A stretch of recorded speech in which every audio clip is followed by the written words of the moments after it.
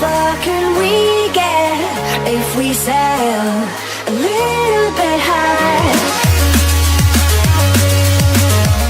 Our long, small-town Halloween nightmare is over, and after the deadly penultimate hour, the finale of Stranger Things 2 feels almost quiet, even accounting for the smoke monster exorcism.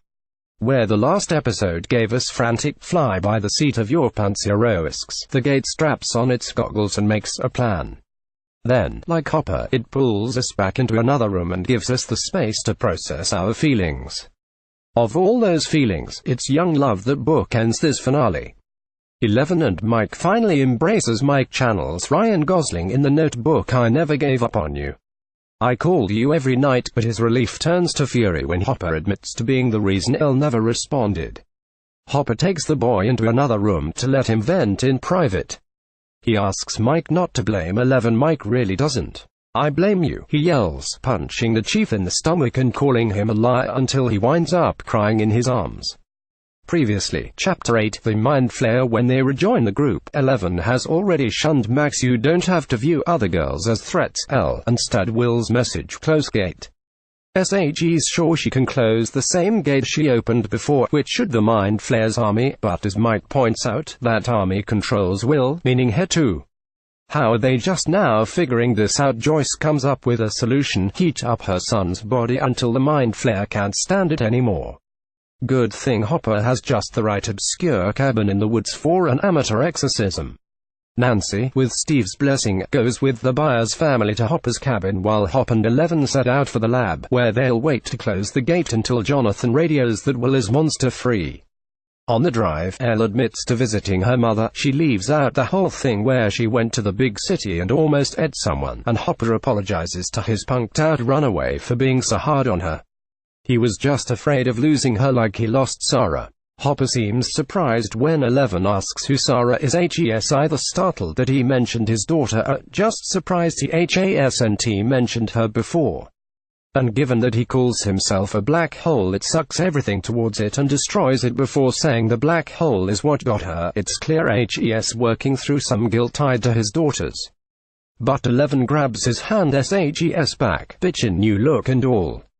While they rebuild, another family causes trouble. Billy, after flirting with Mrs. Wheeler, has found his way to the Byers' home, where he shoves Lucas against the wall and punches Steve to a pulp. Max thinks on her feet, grabs a syringe full of whatever they've been using to knock out Will, and stabs her step-brother in the neck. Max has been a mixed bag as a new character. Shes played well into this season's exploration of the need for connection, but she hasn't done much for the plot.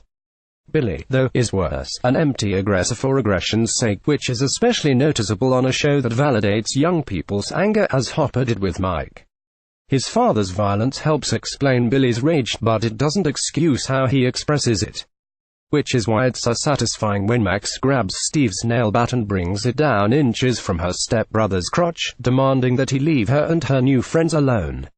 As Billy sinks into unconsciousness, Max grabs his keys. She and the boys aren't content to sit on the bench, so they've hatched a plan to help Elle by setting fire to the hub of the Shadow Monster's tunnels, drawing the demo dogs away from the lab. Responsible babysitter Steve objects to this plan, but responsible babysitter Steve is now out cold, leaving Max, who has driven in a parking lot which Lucas says still counts, to show for the group.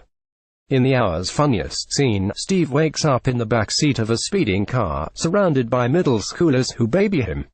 Hey, buddy, SHHH, Dustin coos. It's okay. You put up a good fight.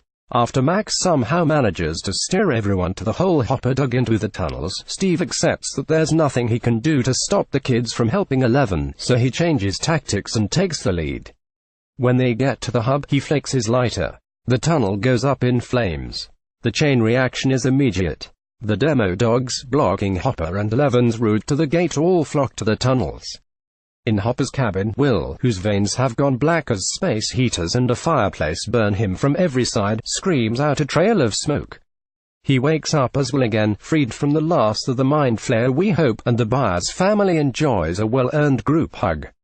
Steve and the kids book it out of the tunnel, slipping past Dart after Dustin plies him with nougat. At least something good came out of his connection with the monster. Just as Steve is about to give Dustin a boost out of the tunnel, they're swarmed by demo dogs on all sides, but the creatures aren't interested in them.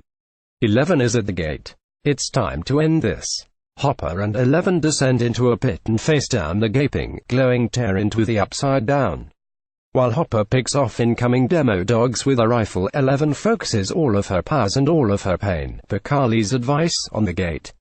At the memory of being torn from her mother for a lifetime of testing, she screams so righteously that she levitates a few inches above the ground. The gate knits itself back together. It's a satisfying affirmation of this young girl's right to be royally outraged, a full circle moment for a season that's seen 11 and will switch places in the narrative. While Will actively pushed the plot forward, 11 became the show's absent emotional heart, facing her demons and searching for her home. And if the story sometimes felt like it was wasting its best weapon by keeping her on the sidelines, it also honored her trauma, which becomes her weapon as she returns to save the day. Hopper wraps her in his arms. "You did good, kid." Recap continues on page 2.